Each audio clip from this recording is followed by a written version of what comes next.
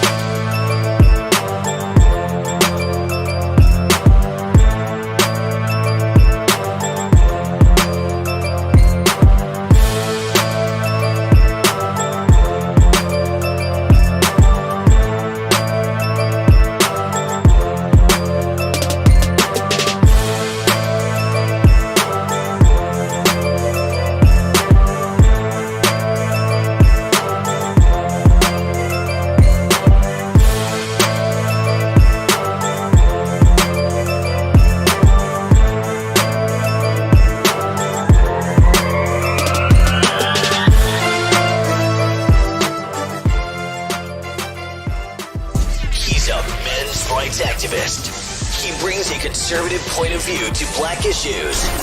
His mission, to provide a forum for honest discussions about social issues without the liberal lapdogs shutting down the discussion.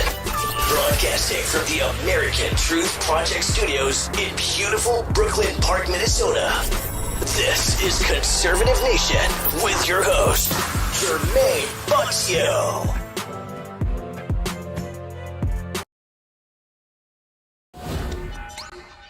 Hello, ladies and gentlemen. Welcome back to another edition of Conservative Nation with me, your host, streaming out of the great state of Minnesota, crime-filled city, where you're ducking for your life. Hold on, for your life.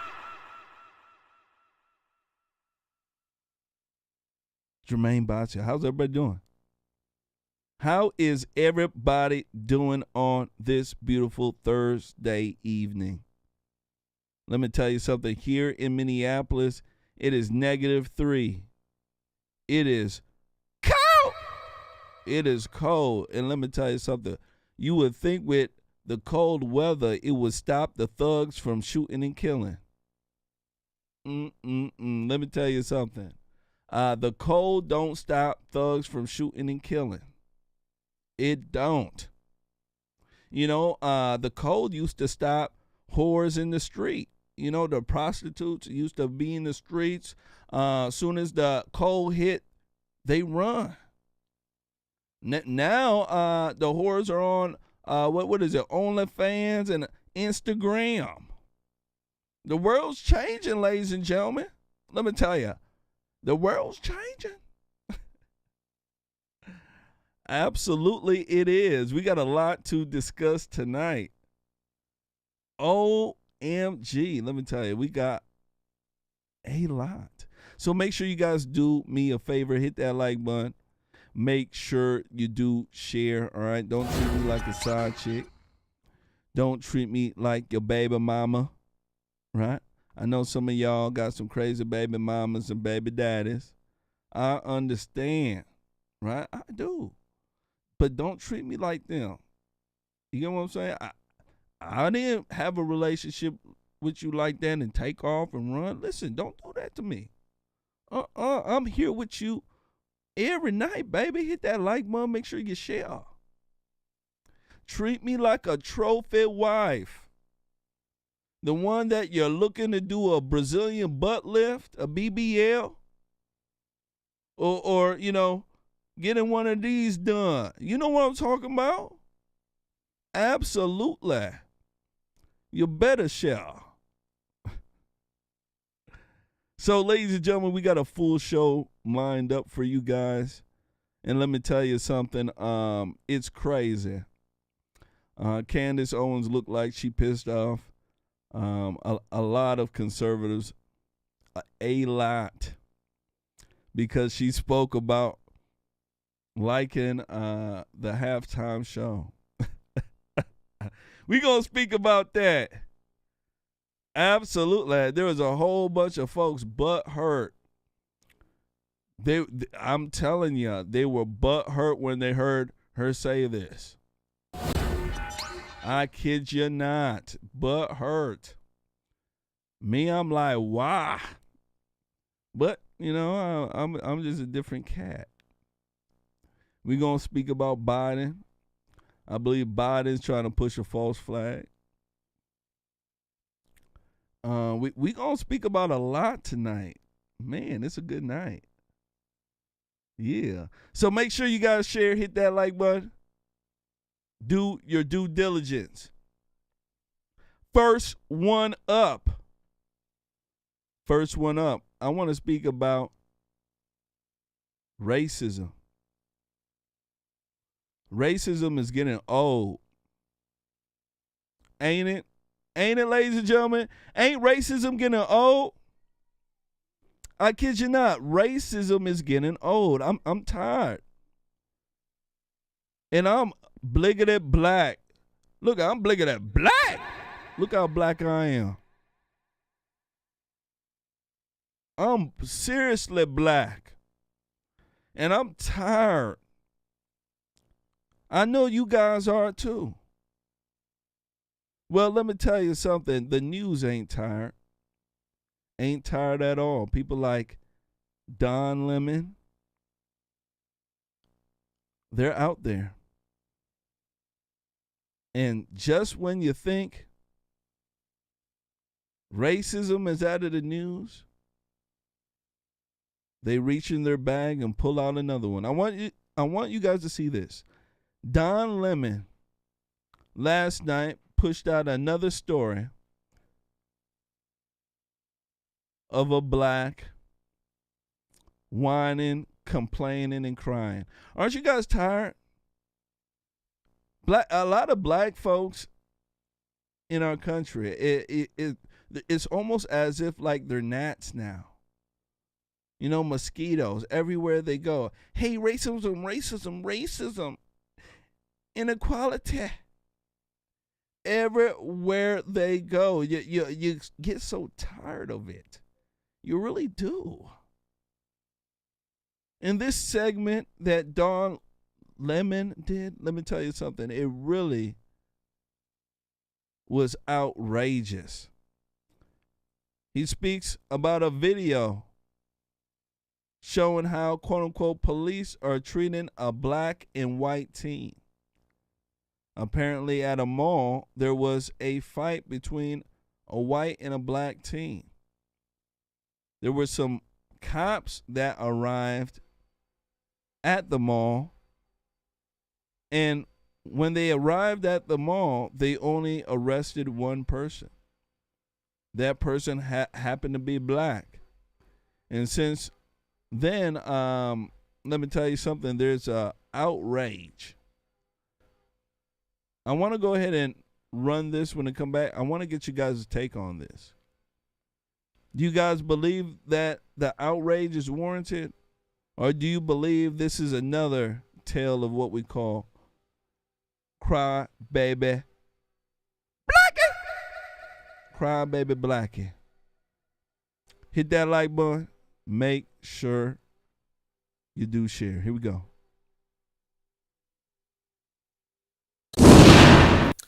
So I want you to sit down and watch this as well. Two teenagers getting into a fist fight last weekend at a New Jersey mall. But when police arrived to break it up, the black teenager was held to the ground and handcuffed, while the white teenager wasn't. And it is sparking outrage and actions of racial bias. CNN's Athena Jones has more on the story. Accusations of racial bias by police after they broke up a fight between a pair of teenagers, one black, one white, at a New Jersey mall. A now viral video shows the teens having a heated discussion. The white teen pointing his finger in the face of the black teen, who pushes the white teen's hand away. The white teen then shoves the black teen, and the two begin to tussle. At one point, the white teen tackling the black teen and pinning him to a couch, then throwing him to the ground. When police arrive to break up the fight, a female officer pulls the white teen away and pushes him to the couch without handcuffs, while the other officer presses the black teen to the ground and kneels on his back. The female officer also coming over to kneel on the teen's upper back while they place him, and only him, in handcuffs. Oh no! Holy Treatment some viewed as unequal, unfair, and racially biased. One bystander exclaiming in surprise as police handcuffed the black teen. Yo, it's 'cause he's black. CNN affiliate WCBS spoke with one of the teens involved, 14-year-old Kai, who asked that his last name not be used. I was confused, why they saw me as a bad person, me as a aggressor. The 8th grader telling CNN affiliate WABC the fight began after he stood up for a friend, a 7th grader, being picked on by the other teen, who the station identifies as a high school student. The teen calling the encounter with police scary and frustrating. If they don't know how to treat the situation and deal with the situation equally and fairly, then they shouldn't be able to deal with the situation at all. New Jersey Governor Phil Murphy saying, I'm deeply disturbed by what appears to be a racially disparate treatment in the video. We are underscore with emphasis that we're committed to increasing the trust between law enforcement on the one hand and the communities they serve on the other.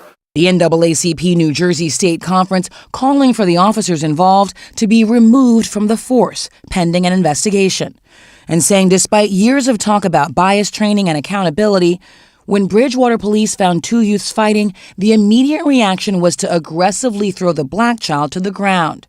At the same time, the white youth was carefully eased onto a couch and treated like a victim. It's very obvious. Kai's mother, Ebene, telling WCBS, Maybe they could have broken up the fight and maybe set them aside and called their parents. No cuffs, no aggression, dealt with them like they were teenagers.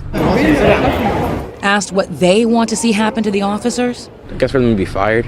I'm not happy about it, and I do want those two cops to become unemployable. That's what I would like. The Bridgewater Township Police Department saying in a Facebook post it knows the video of the incident has upset members of the community and is asking county prosecutors to conduct an internal affairs investigation. The Somerset County Prosecutor's Office Internal Affairs Unit says it is investigating the fight itself and the police response to it. Oh, no. The police department says it has received additional videos from members of the community, and both the department and the prosecutor's office are asking anyone who has a video of the incident to get in touch with them. There's outrage after a video showing two New Jersey police officers breaking up a fight between two teens in a New Jersey mall. Police pinning 14-year-old Kai to the ground, handcuffing him, while leaving the other teenager uncuffed. Kai is here with me now, along with his mother, Ebene, and attorney for the family, Ben Crump. Thank you for joining us. We really appreciate it this evening. Let me stop, ladies and gentlemen. Man, these Negroes are making some change. They making some moolah, ain't they? Everywhere you go, these Negroes are there. Benjamin Crump, Al Sharpton. White folks, you better run and hide. My goodness gracious. So, the black teen, from all the videos I've seen, put his hands first on the white teen. They end up getting into a fight. He gets arrested. And bingo bango, it's racism. Holy gosh darn smokes. Ladies and gentlemen, you can't make this stuff up going forward. I am sorry this happened to you. You say this whole incident began when this older teenager, who happens to be white, seen on the video, was bullying another kid. So tell us what happened next. What went on? So he was messing with my friend, and he was like kind of bullying because he knew he was older. I didn't like that. I didn't like the fact using lies against him. So I said something about it, and turned into a whole fist fight. He started saying the same thing to me that he said to my friend. So it turned into a whole fist fight because I was mad about it. And then we ended up on the ground. Cops came over. They tackled me, put their knee in my back, and then the female cop that was done with him came over to help handcuff me and put her knee in my back. Had me in handcuffs. And put you in handcuffs. And then I understand that they took you away to a holding area, right? Yes. Yeah. So what was going through your mind as the officers were handcuffing you and keeping you on the ground, and then the white teen was just left there? And I want to stop it right here. Ladies and gentlemen, I'm going to let it play for another minute because I want to play a part. But I just want to point out something here because somebody just pointed this out in the stream. Talked about the kid having girly hair. Once more again, audience, I reign supreme, don't I? Every time you see these young black male teens, most of them have scriggly hair, and most of them are raised by their mama.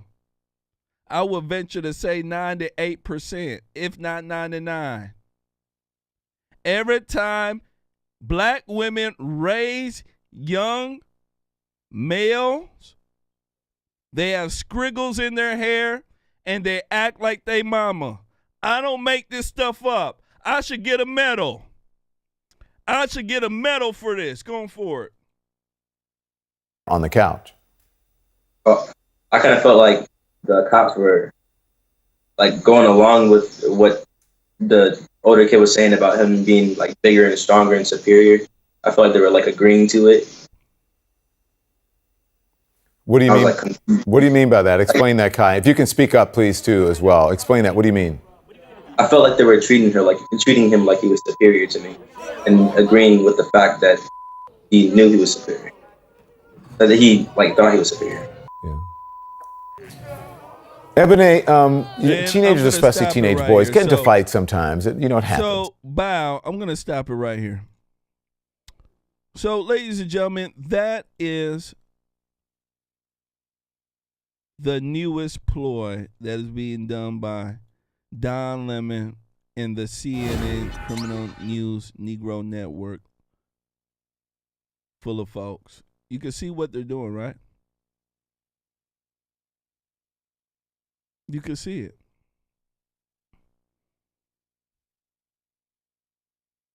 Crying to get a buck.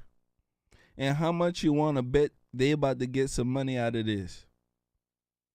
It's not going to end with these two officers being fired because they chose to arrest the black teen. I want people to understand this is our world right now. Two people get into a fight. One happens to be black, one happens to be white. One of them gets arrested that happens to be black, it's racism. How about if the white teen was arrested? Could the white family say, you know what, this is racism as well? We are now, ladies and gentlemen, in the new age of prosecutorial racism. Anything that you do to a black person they don't like, somehow they can get some sort of compensation for it. This is the type of precedence that we have set in this country. And it's not right. I want folks to understand that. Are blacks so retarded, so ignorant, so selfish to think that they are the only people on this side of heaven that get racially profiled or some sort of, be discriminated against? Are blacks that retarded? I'm just saying. Because it seems like that's all we focus on in this country is stupid blacks who are crying. I'm sick and tired of it. What about the Asians? What about the Asian folks? Haven't they been discriminated against? What about Apu and them? Right? The Southeast Indians. Haven't they been discriminated against? Why are we always focusing on these black folks? I'm sick and tired of it. And it's getting to a point where people don't like blacks, including myself. Because all you do is cry and whine everywhere you go. I would venture to say now we need segregation. You blacks can stay over there and have everything you want. People like myself are tired. I'm not part of y'all. Every single second you're crying. Want all the attention, like you're the only ones that suffer discrimination. It's BS. And then ain't nobody out here strong enough to say it. It's ridiculous. It's absolutely ridiculous. Let's go ahead and move forward. Make sure you guys do me a favor. Hit that like button. Make sure you share. Somebody needs to hear this. Somebody out there. Next one up, I want to speak about a 38-year-old Tennessee mother.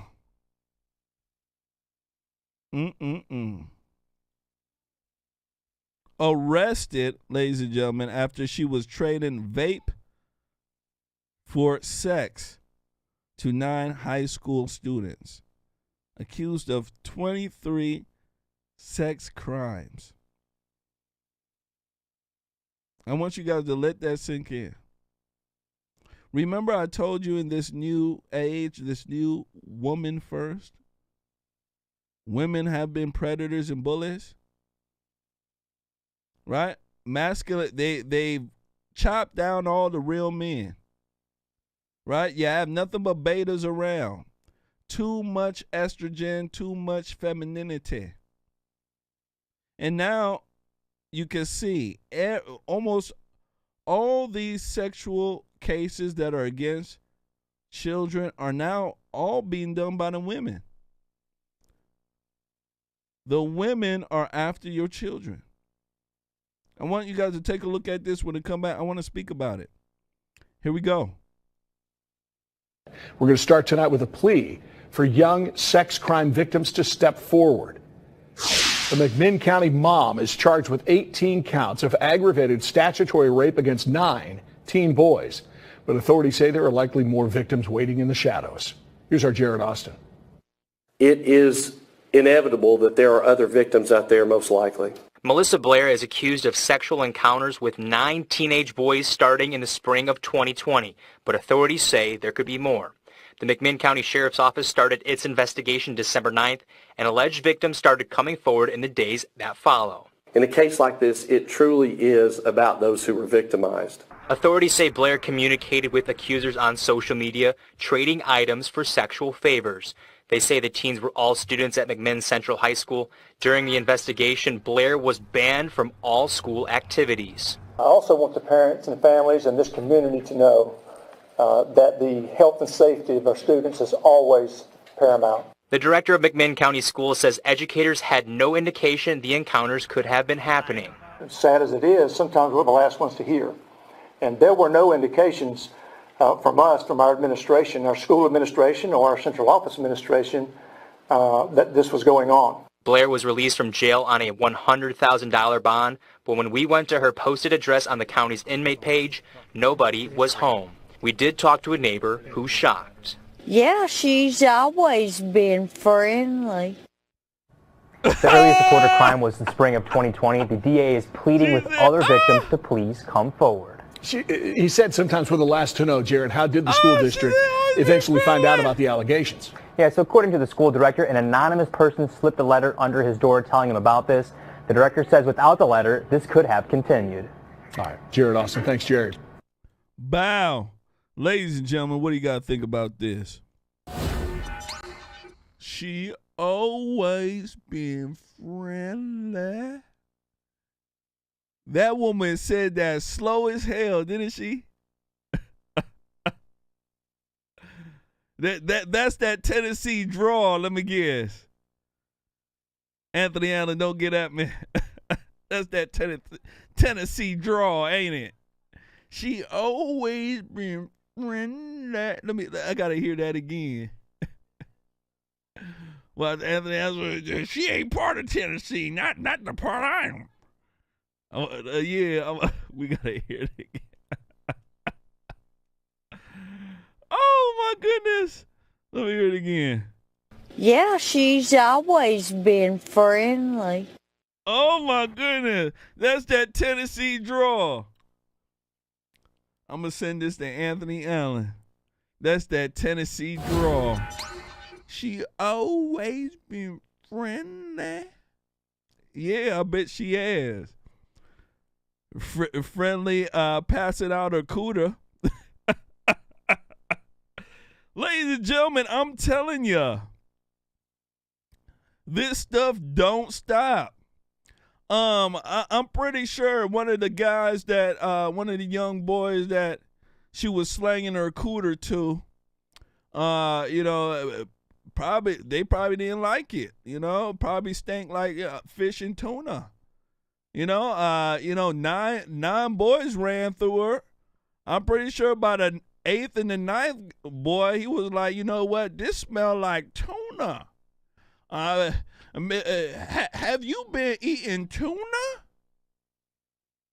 I swear this smell like my mama tuna salad. I'm telling you. But that's what's going on here, ladies and gentlemen. In this new day and age, these females have been the predators, excuse me. And it's because of our culture. Women have more access to the children. In my personal opinion, because the lack of real males that are out there, real alpha males, there is what I call a vacuum of frustration, a vacuum, let me tell you, of leadership. A lot of these women who are over here sexually molesting these children, a lot of the main reason why they're doing it is because they don't have a real man at home. I absolutely said this. Women, after a time of being with a beta guy, the guys that say yes, dear, all the time, the guys that never speak their mind to their wife or their girlfriend, the betas, the ones that go along with every single one of her cockamamie ideas and schemes, doesn't have a, doesn't have a life of their own. Guys who are all about the pussy. There's a whole bunch of them out there. Maybe some of you guys are married to them. The guys who don't have a backbone.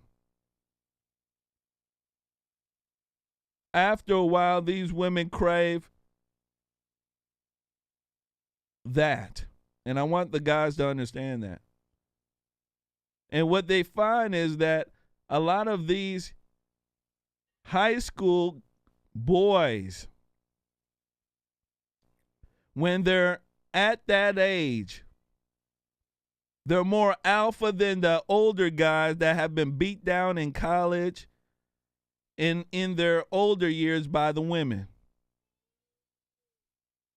The guys are a lot more youthful. Talking smack. These are a lot of the things, a lot of the traits that they look for. So I believe the lack of real men, beta men, right? They're everywhere. The lack of real men has led to a lot of this. And another reason why this has been going on, the culture and the rise of femininity. That's what is going on. So it's almost like a two-pronged attack. You'll see these women who are married, got a guy at home, have children, but yet they will go screw around with a young man. I want the older guys to understand why are these women doing this? Come to find out, you start looking at the older guy, he's a beta. Right? He's a beta. That's what happens. So I'm letting you guys who are out there understand you better be on your guard. Being a beta has its consequences. It always does. Being alpha in your life. Let's go ahead and move forward. Make sure you guys hit that like button. Make sure you do share. I want to go ahead here and give a shout out to somebody who just donated here. I want to go ahead and give a shout out to my guy Robert Marvin. Took our $5 challenge on Cash App. Says, can we get 5 more? Taking the challenge, he's offering a $5 challenge. 5 for 5.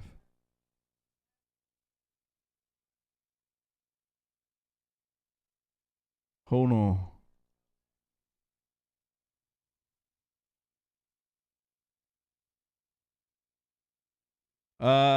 John McVeigh says, I don't donate to anybody or anything in the state. Minnesota is crooked to the core. I stand with the police, law order, drug addicts, thieves. Okay. Well, that don't even make any sense. That's fine and dandy. You ain't gotta tell us that you don't donate to anyone or anything in Minnesota. As a matter of fact, let me go ahead and block you. Yeah, I'm just tired. I'm not gonna be playing around no more. I'm gonna go ahead and block you. Thank you for your comment there. Beautiful comment. We go ahead and block you though. Yeah, it's just you got to be some folks are retarded. Some folks are just retarded. That's fine though.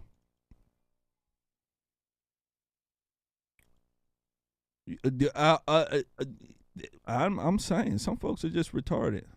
Yeah, he gone. He got gone. You know, some folks are retarded.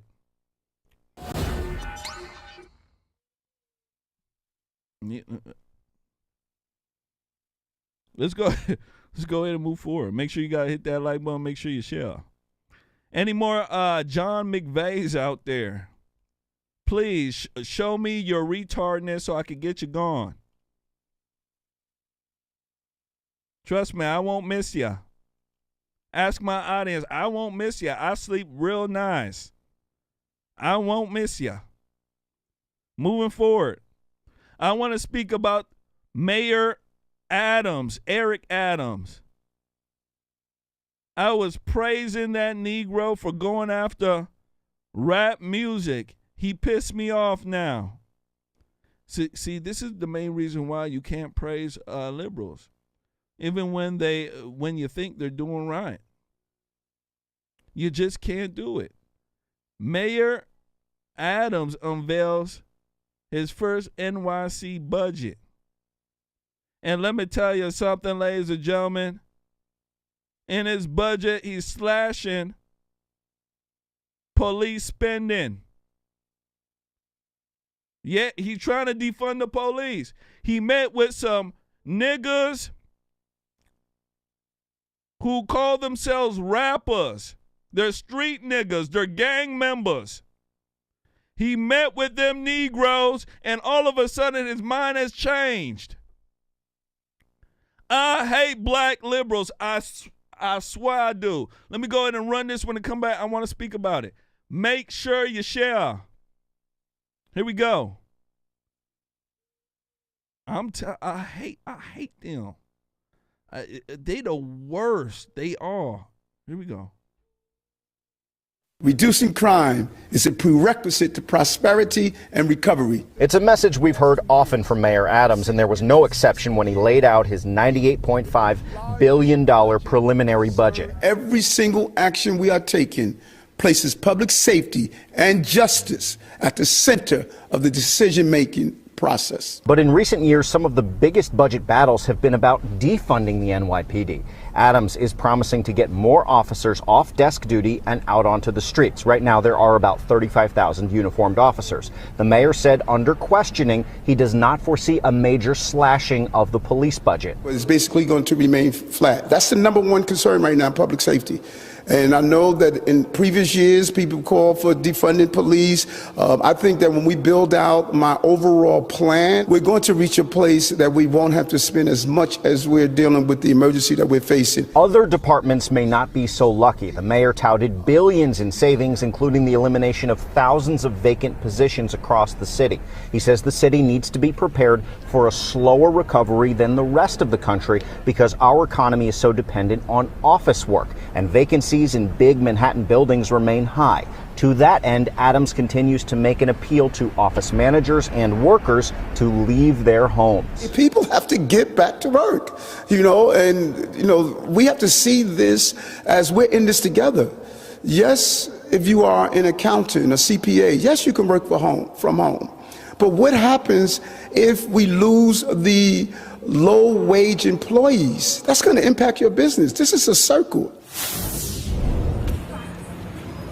A giant footnote here. Of course, this has to be negotiated with the city council, which is a historically high number of progressives who are far left of the mayor. Coming up at 6 o'clock, we're going to take a look at mental health and that cross-section with public safety. Of course, Mayor de Blasio, oft criticized for spending more than $1 billion on what was formerly known as Thrive, with some questionable and not so transparent results. I was able to press Mayor Adams about what he'd do with the $200 million or so we normally see go to that program each year.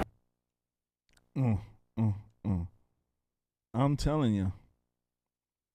I am telling you, ladies and gentlemen. These folks are crazy. So he says the police budget is flat. There won't be any increase spending. The police budget is flat. As a matter of fact, he says that they'll be saving money. This is what he's saying. So essentially, he is defunding the police. This is exactly what he's saying. I want to go ahead and give a shout out to Karen Jones. Karen Jones donated, took our $5 challenge.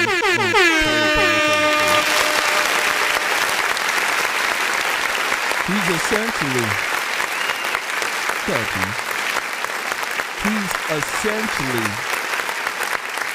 defunding the police. This is exactly what he's doing.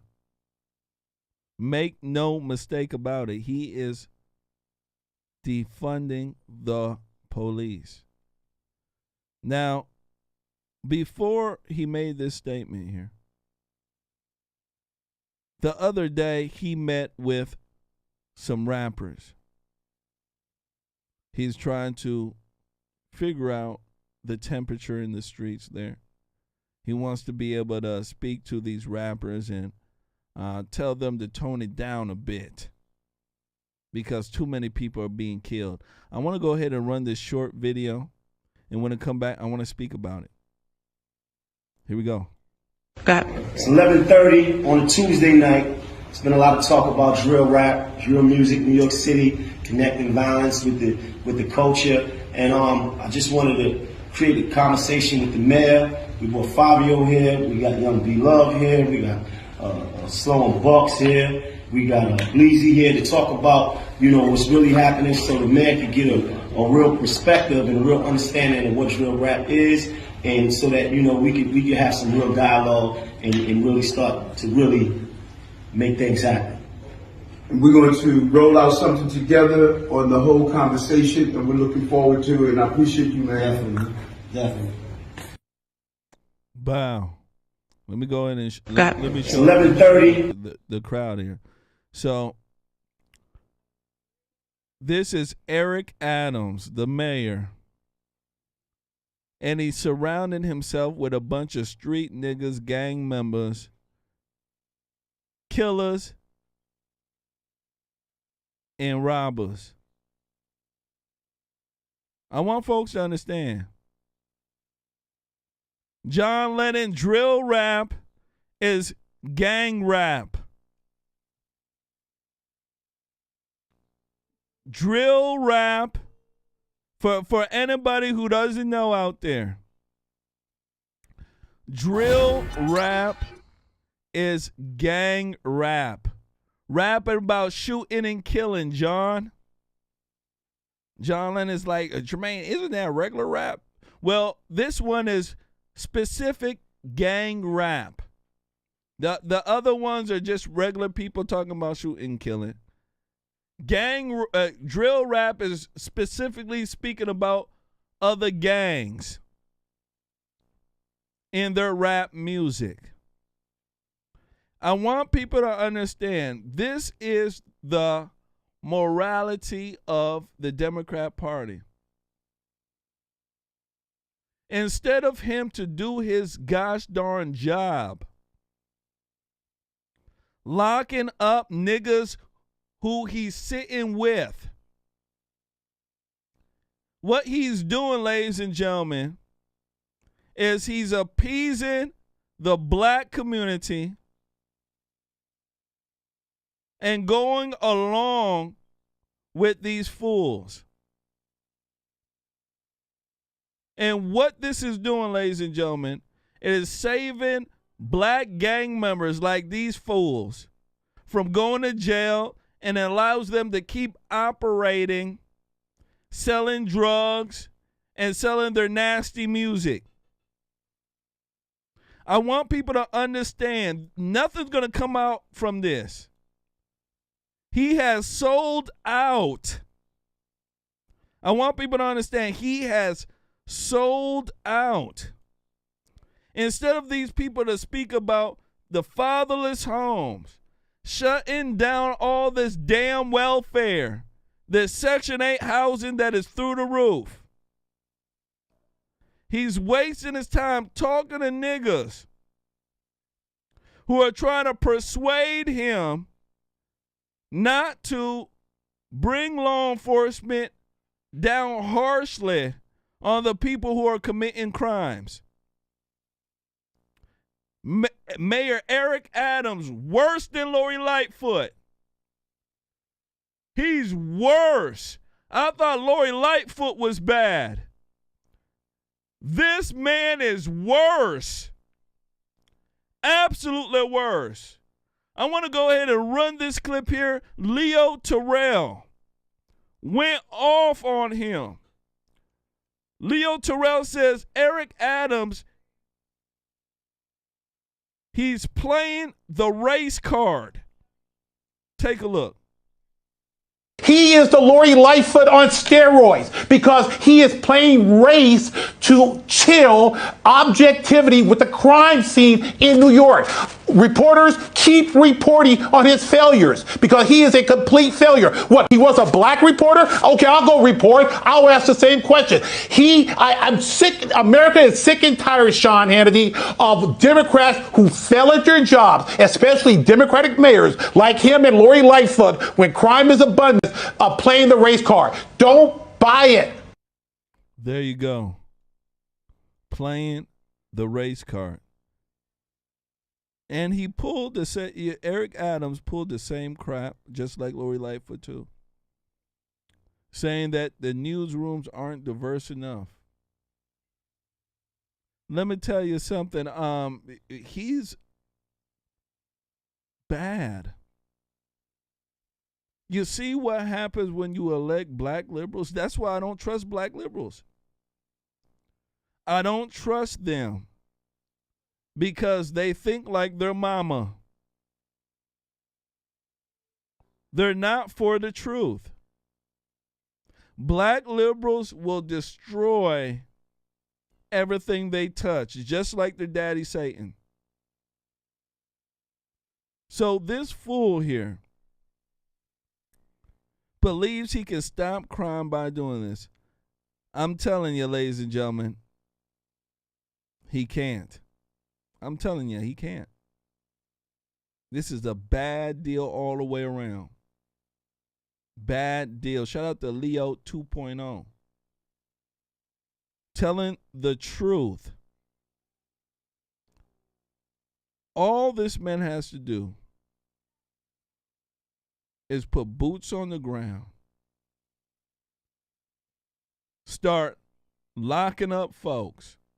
Keep them locked up. I would try to get a lot of the Section 8 housing out of the city. Revoke permits. I mean, there's ways to clean this up. They don't want to do it. They don't. So I'm telling you, this man right here, worse than Lori Lightfoot. All the way around, through and through, he's worse. Let's go ahead and move forward. Let's go ahead and move forward. Now, ladies and gentlemen, I want to speak about a case here in Minnesota. It deals with a 15-year-old that was killed in a shooting here in North Minneapolis. He goes by the name of Deshaun Hill, or D. Hill. A lot of folks are speaking about this case here. He was a star basketball player and football player. People don't know why he was killed. Black folks don't like to be honest. I want to go ahead and run this story here. The same day he was killed, a school bus driver was wounded by a stray bullet. Same city. Take a look. Well, Julie and Randy, coming off a near record murder total last year, Minneapolis is now confronting another wave of violence to start the year 2022. But there are groups on the ground working to stop this cycle, and they say that work is as urgent as ever. North High School quarterback Deshaun Hill was the next big thing for the Polars. The sophomore wore number 9 on the football field, always competing with what his family called an infectious smile and humble personality. On Wednesday, just blocks from his football field, Minneapolis police say someone shot him at the corner of Penn Avenue North and Golden Valley Road. Now the school confirms Hill has died. He was a football player from North Minneapolis. From what I know, I hear that he was a decent kid. Muhammad Abdul Ahad leads the group Minneapolis Us, which works to keep the streets safe. It's just unbelievable. It's just sad right now. I'm just trying to, figure out what can we do to to prevent any of this. A day after learning Deshaun Hill had been shot, Abdul Ahad got the call Thursday about a separate double homicide just a quarter mile away at Sheridan and 21st in the Willard Hay neighborhood. It's like it's not even 24 hours, and here it is again, another body just laying out here. MPD says 2 men were found shot to death in a car and that someone was seen leaving the car after the shooting. We're trying to determine how that person was involved and how they knew the individuals in that car. Officer Garrett Parton says at this point there's nothing suggesting that the double homicide was connected to Hill's shooting or the other non-deadly shooting Wednesday of a bus driver a few miles north. Certainly this is arousing a lot of emotions, even to the point of anger about the gun violence that we're experiencing in our city. But community groups aren't giving up. Get some positive energy back out here going, because right now we're not going down the right path. So far, Minneapolis police have not made any arrests in any of the shootings from the past 2 days. And again, just to be clear, police don't believe the 3 incidents are related, even though they all happened within a few miles of each other. Back to you. Wow. So, North Minneapolis. You live out here, you got to be ducking. Bullets flying. Bullets flying. Now, this young teen who was killed here, I don't know much about him. I checked out his Facebook page. Pretty standard Facebook page for a young teenager like himself. I don't know if he was affiliated with any gangs. I don't know. I couldn't. Well, there was a couple pictures that looked suspect, but I couldn't really confirm. One thing I do know, a lot of young teens out here in Minneapolis, they join gangs. Gang life here is how can I say? It's something that is normal. They have normalized it for a lot of folks. They have normalized gang life, gang behavior. I want folks to understand that. And because of that, a lot of these young black males believe that it's cool, it's fly, it's a fad. So they join these gangs and they get caught up. One thing I do know, you're just not going to get shot for nothing. You're just not. And like I said, I've gone through his pictures, his photos. I haven't found anything that would suggest that the man was in a gang. And I know Negroes, they're not that smart to get rid of the pictures like that. So I don't believe he was in a gang. Every picture I see him in is like a normal kid type of a normal kid type of picture. Nothing crazy, which really surprises me living over north like this. So I want to give a shout out to his parents. His parents did raise a good kid. He was also on the A honor roll, which I did confirm that as well. So he had a mama, he had a daddy. He was raised well. A young man. He lost his life. So I want to go ahead and point that out there. All right? So I don't see any gang affiliations here. There's nothing that suggests that he was into criminal activity. He was on the A honor roll in school, and as well as he was a all-star football and basketball player. So that has been set. This is a tragedy. It is. It is. We shall see what's going on. Now, they have made an arrest, and I want to play the update here. And when it comes back, I want to finish this here. Make sure you guys hit that like button. Make sure you share. Just in the last few hours, Minneapolis police made an arrest in the deadly shooting of North High student athlete Deshaun Hill.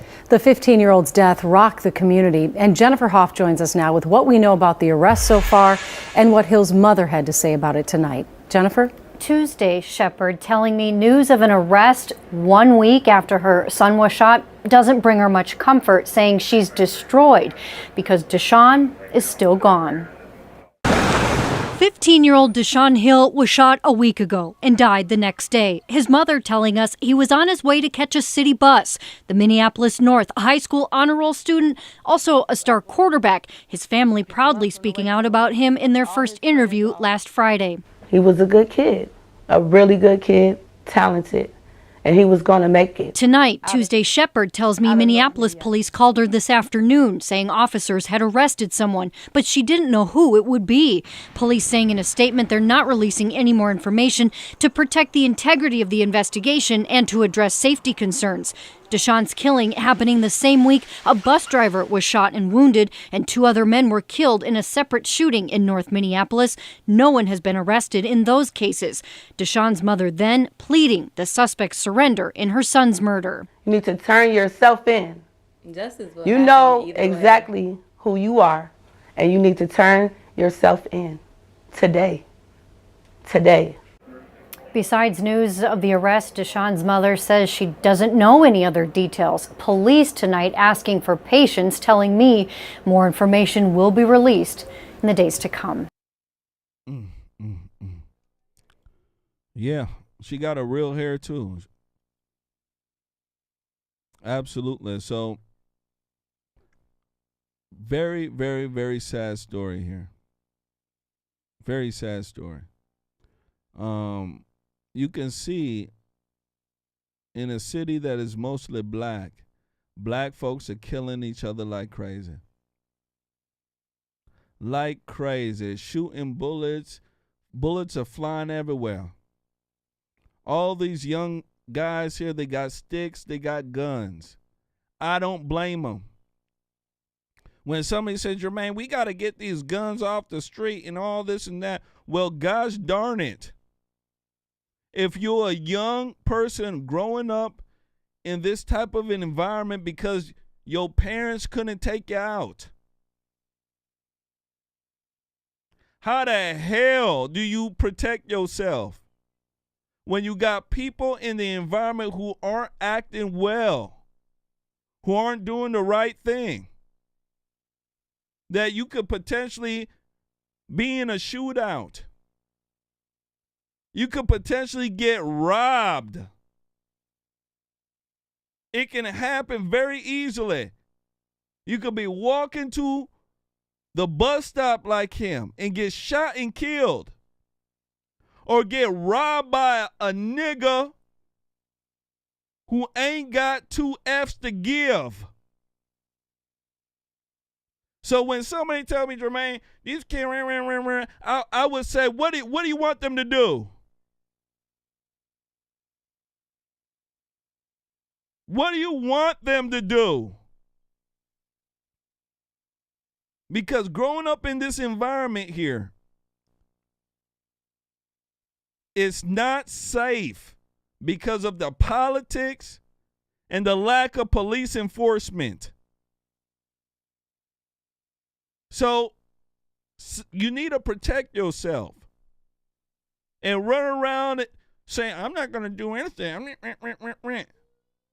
See how long you keep that attitude. Some people who talk like this have never been robbed before, never had a gun put to their head, never been in those type of grave, dangerous situations. So it's very easy to sit back in your condo with your nice kombucha, right? Eating hummus, right? With your penny loafers on, saying, I don't know why there's so much guns in the streets. I don't know why these kids are picking up guns. It's very easy to do that. But when you're living in this environment here,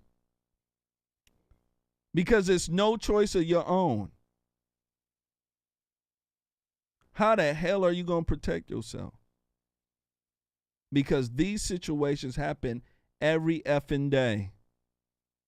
And you don't know when your turn may be. You don't know when. You don't know. So it's a bad situation.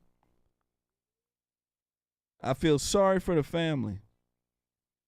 But one of the things that people can do instead of crying, you vote the philosophy that keeps the nonsense around. You vote that out. And I think black Americans don't understand the philosophy when it comes down to politics. Too caught up in emotion, not worried about principle, law and order, common sense, or decency. Not worried about it. And they will continue to vote for another person who has the same philosophy, and things will never change. And I want the black folks to understand that. Voting for a liberal, you're not going to change what's going on, because all you're doing is replacing the figurehead that is keeping the philosophy intact. And I want black folks to understand that. That is something blacks have to understand. You can say, hey, I don't like Mayor Jacob Fry.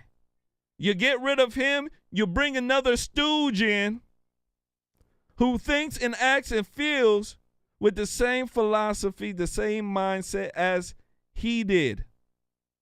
You're not changing anything, you're just changing the puppet. You have to wake up. Let's go ahead and move forward. Make sure you guys do me a favor. Hit that like button. Make sure you share. I want to speak about a new HIV variant that has been found in the Netherlands. And let me tell you something. It is 4 times faster to transmit and twice as fast to advance to AIDS than the normal AIDS. I want to go ahead and run this when it come back. I want to speak about it. Make sure you share. Here we go. The new strain, called the VB variant, damages the immune system, weakening people's ability to fight everyday infections and diseases much faster than the previous HIV strains, according to research conducted by the University of Oxford. People living with a newly revealed HIV subtype experience double the rate of immune system decline, CD4 count, have higher HIV viral loads, which is the amount of virus in the blood, and are vulnerable to developing AIDS within 2 to 3 years after diagnosis. The study also revealed that the variant has been circulating in the Netherlands since the late 1980s and remains receptive to HIV treatment. So far, in excess of 109 people, most of whom live in the Netherlands, have the variant. Weighing in on the recent study that has uncovered a new strain of HIV was Health Minister Dr. Frank Anthony, who was asked during his COVID-19 briefing on Wednesday what new approaches local health personnel will use to improve the overall response to HIV. He said that while information is not yet available on the widespread circulation of the variant, once it is proven to be circulating globally, it is likely that a local treatment regimen would have to be adjusted to cater for those infected. If it has circulated globally, then obviously we'll have to review our treatment protocols to make sure that, first of all, we are able to identify these types of patients and then to be able to adequately treat them. I think more studies would have to be done to see whether or not the antiretroviral meds that are being used, the protocols that are being used, would be adequate to treat these patients. In the midst of COVID-19, efforts towards bringing an end to HIV/AIDS have been sustained but interrupted. Advisor to the Minister of Health, Dr. Leslie Ramsamy, has admitted that over the years there has been some complacency in the country's response to HIV. He committed to ensuring the resuscitation of aggressive educational campaigns and other initiatives to spread awareness about the virus. On Tuesday, the minister said 2,400 persons living with HIV have neglected to access treatment because they are terrified they will contract COVID-19 if they leave their houses. There are approximately 9,000 people living with HIV in Guyana currently, with 71 new cases added to the total last year. Notably, despite several efforts by the Ministry of Health through the National AIDS Program Secretariat to sensitize and encourage persons living with HIV to get vaccinated, the uptake by this cohort of the population has been low. The Joint United Nations Program on HIV/AIDS has indicated that a newly identified variant does not represent a major public health threat, but underscored the urgency in speeding up efforts to halt the HIV pandemic. Tamika Rodney reporting for the HGP Nightly News. Wow. So, a new HIV variant is spreading. It's in Africa. It's in Europe. It's in America. Now, I don't know how this came about, but I have a suspicion. I believe that this probably came from, if you know what I mean. I certainly do. Because all these, new type of, variants, these new viruses that are coming out, they seem to be created from somewhere. And now a new HIV variant comes out of nowhere. I would believe that it came from probably this. Absolutely. I certainly do. I also believe that the quote-unquote COVID-19, right? The actual virus itself. They call it a chimera. Apparently it's like 5 type of viruses, put together. And one of the how can I say sequences in the virus has to deal with HIV. That's one thing that has been put out, and that was put out a very long time ago. So I would venture to say that it's coming from this, and also, the virus. I would venture to say that. I don't know what else is gonna come out, but I mean, this is kind of scary. I think it's very, very, very scary. It is. We shall see how far this spreads, but it's spreading worldwide right now. So I want to go ahead and make sure you guys pick that up. And now, 5-year-olds are being hit with this as well. So, I mean, it's a crazy world right now. It is. It absolutely is. There's also, shout out to the producer. There is also some news out there, and I don't know how can I say, how strong this is, but there's some news out there, and maybe you guys have already heard it, that they have found what they believe to be the cure for AIDS. Apparently, they found a cure inside of a woman. This is what they're saying. Now, I don't know, how much importance you want to put on it, but that's what they're saying. So a lot of things are moving out in different areas, and hopefully things move for the better. Let's go ahead and move forward. Make sure you guys hit that like button. Make sure you share. All right? Make sure you share. Next one. I want to go ahead here and let me pull this up. We shall we probably get some good folks on this one here.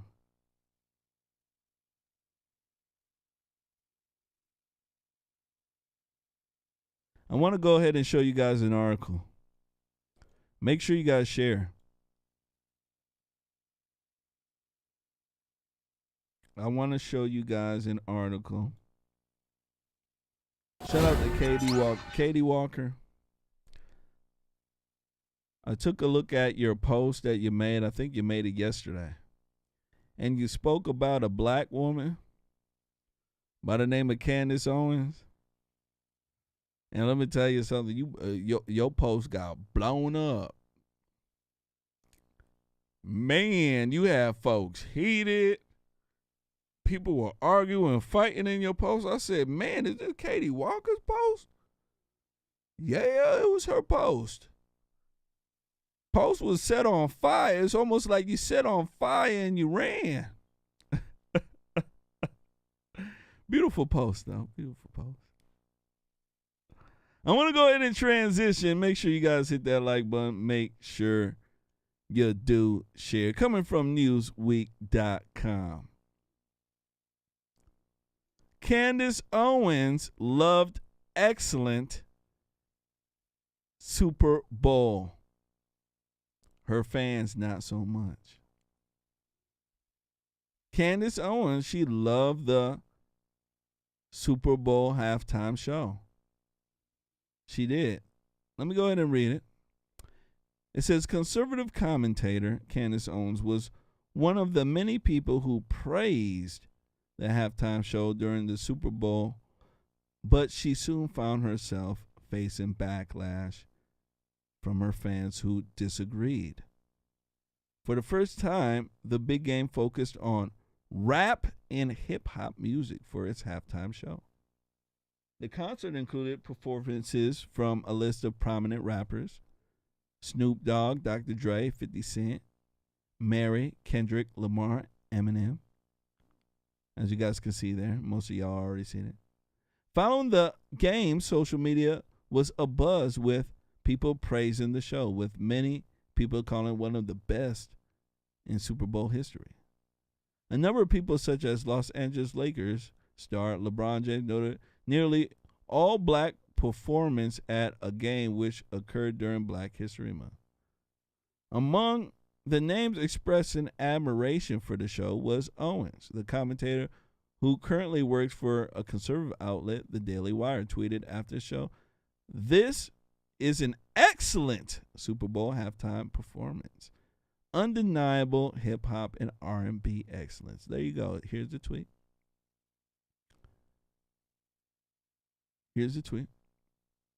However, following the tweet, a number of Owens fans confronted her on her praise for the halftime show, which her fans appeared to think was contrary to the type of often controversial conservative pundit. And here are some, right? One tweeted, "It was one of the worst halftime shows," one user replied. All right. Here's another one. "Worst ever. Like usual, NFL had to push diversity crap. Maybe a rock musician and a hip-hop artist, each one doing a performance, then let the crowd decide who gets the biggest cheer." Another tweeted, right? A number of similar sentimental tweets were going after Owens. Now, here are some other ones here. Candace says we don't have racism in this country. The tweet said appeared in a mocking manner. And here are some of the tweets here. Why the hell making it to the point of absolutely no white people in the halftime show? Eminem was the only white person in the performance. What was the message of the halftime show? The Super Bowl halftime show sucks big time. And racist halftime show ever. No white people. So this was the sentiment from conservatives, from people who have been, watching the show, who have been listening to the rhetoric of Candace Owens. Now, Candace Owens, I want folks to understand, she's a young woman. Right? She's a young woman. She still likes a lot of the culture. A lot of people are upset and mad. I hope the people who are upset and mad did the same thing to Tomi Lahren when she said that she is in favor of abortion. A woman's right to choose, right? I hope folks had the same energy. Because one thing I do know, when she came out and said that, I didn't see many folks going after her and saying how bad she was. I didn't see it at all. As a matter of fact, people still love her. So I don't think that her saying that she liked the Super Bowl, is the end all, the be all. Following that, though, this is where you walk a slippery slope in a fine, tight line. It's hard for you to be a conservative pundit, a black one, speaking about the ills of the community, speaking about how a lot of the rap music is detrimental, speaking about how some of the performers, right? One notable one being Snoop Dogg, how he talks bad about white people, how he made a rap song simulating killing Donald J. Trump, and another rap song called F Donald J. Trump. F Donald Trump, right? With a rapper named YG. It's hard for you to speak about all these things. Speak about how they're racist and all that. And then watch them perform and say, you know what, that's the best thing ever, and this and that. It's hard to separate the two. It is. When you grow, when you enlighten yourself, you fall away from the things that were good in the past, that you thought were good in the past. This is what you do. If you haven't grown a lot of the time, you say things, but you don't really mean it. That's why you didn't see me say, you know what, this halftime show was the best. You never heard me say it.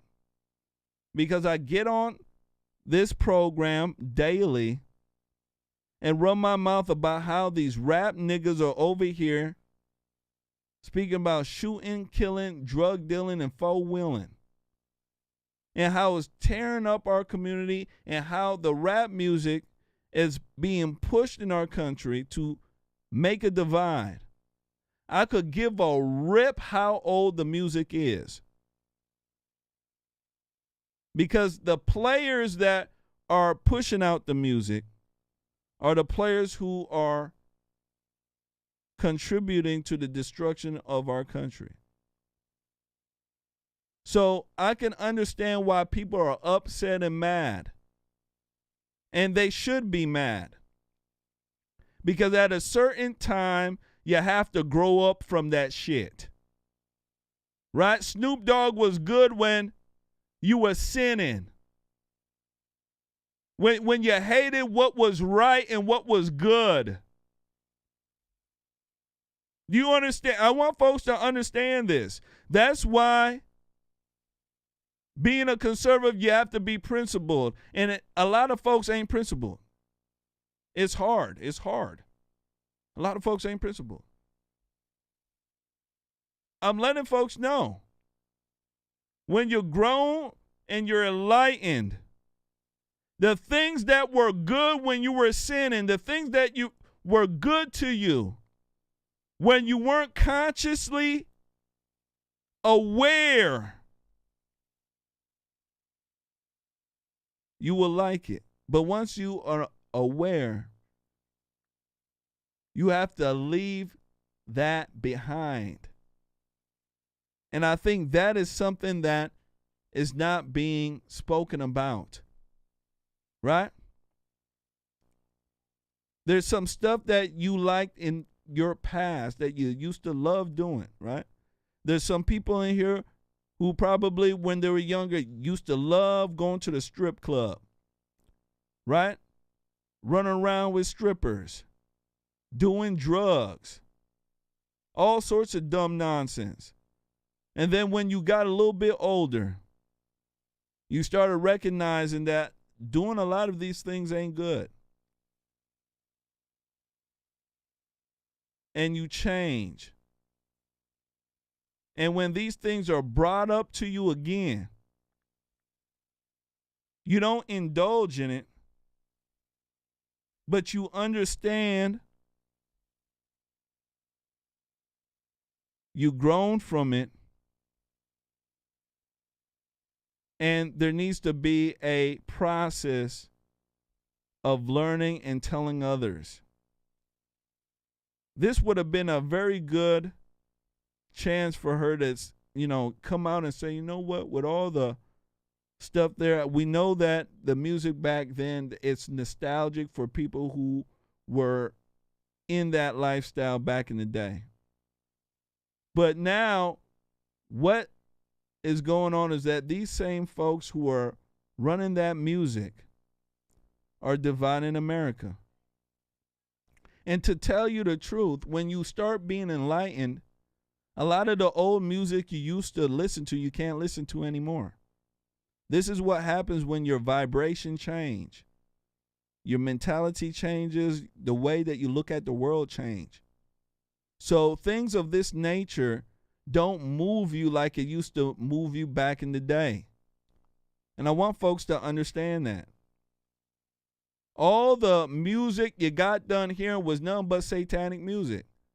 Up in the club, right?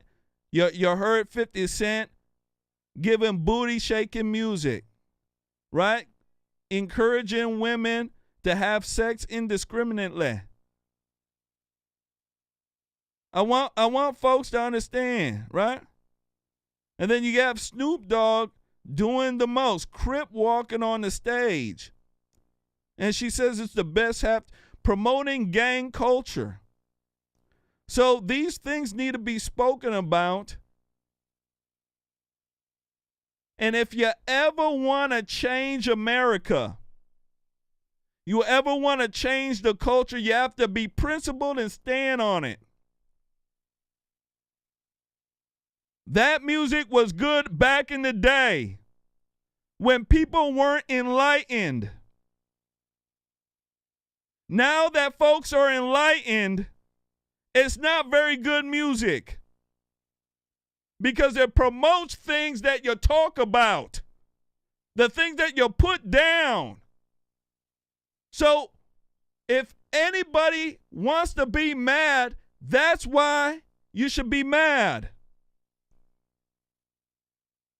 Makes no sense to praise music that you spend time running your mouth against. Don't make sense. That's why I said when you're enlightened, when your vibration change, the things that you used to love that were bad, the things that were sinning that you didn't even know, you weren't consciously aware of, you would drop it.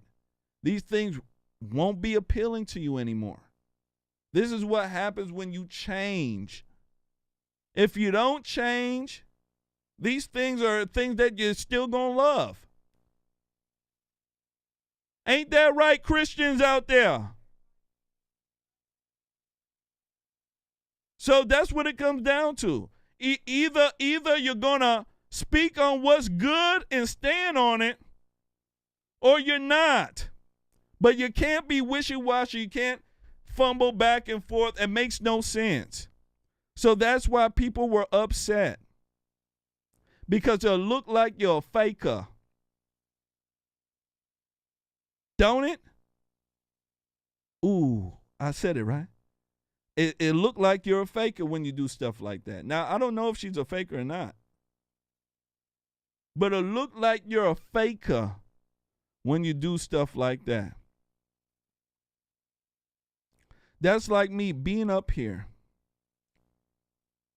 speaking to you every day about how rap music and all sorts of other stuff is destroying our nation, destroying the youth, right? Imagine it. I'm telling you this. Rap music destroying youth, kids picking up, shooting, and killing. And then what I do, the next week I drop an album. Album cover, Conservative Nation, Thug Style Edition. And in this album, I'm cursing up a storm. I'm talking about shooting and killing. I'm talking about doing some awful stuff.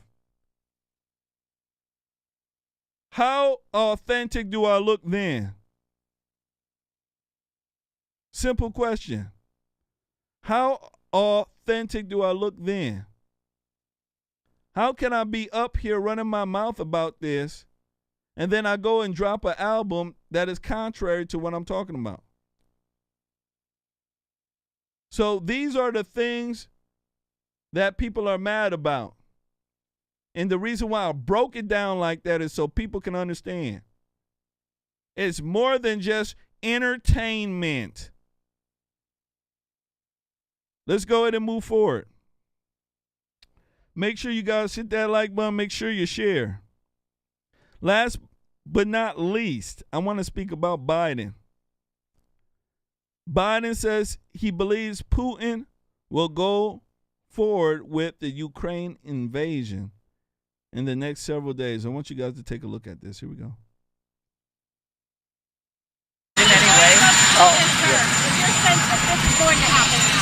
Yes.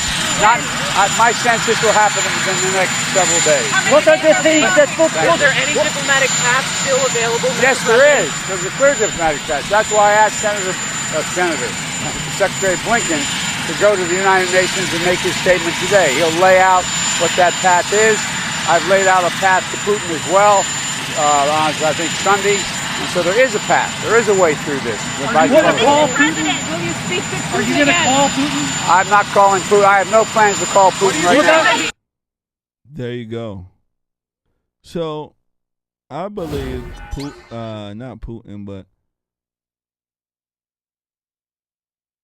Biden. I believe he wants to push a false flag. There's no indication that he's going to invade besides the troops being there, and he's withdrawn a lot of troops. But keeping this in the air brings attention to it. Domestically, he's not doing good. His poll numbers are down. Everything's down. One thing I can tell you in politics that will raise, trust me, will raise your poll numbers, raise your popularity. War. No matter who the president is, don't matter who it is. Anytime there's any war going on, the popularity of the president goes up. Go ahead and ask a lot of these people who study politics. They'll tell you. Political science teachers, they'll tell you. Anytime you want your popularity to go up, gosh darn it, start a war. It works. Our borders are out of control. Inflation is through the roof. Transportation in this country, crazy. You can't even get a lot of the stuff imported in. And we got the Biden administration tightening more regulations. It's not a good deal. Not at all. So Biden, in my personal opinion, he's saying this, creating a false flag to bring attention to this debacle so that the other hand, which is dealing with all the drugs moving across the border, the human trafficking, right? And trust me, the Biden administration is engaging in human trafficking. If you're flying illegal aliens from here to Pakistan across our country in the middle of the night, you're human trafficking. This administration is doing the most undercover while they want people to believe that they're trying to do the right thing. What a crazy world. And ladies and gentlemen, that is our show for tonight. Absolutely. That is our show. I want to thank everybody for coming on in here. Everybody for hitting that like button. Everybody for sharing. Absolutely. Everybody for sharing and hitting that like button. I'll be on tomorrow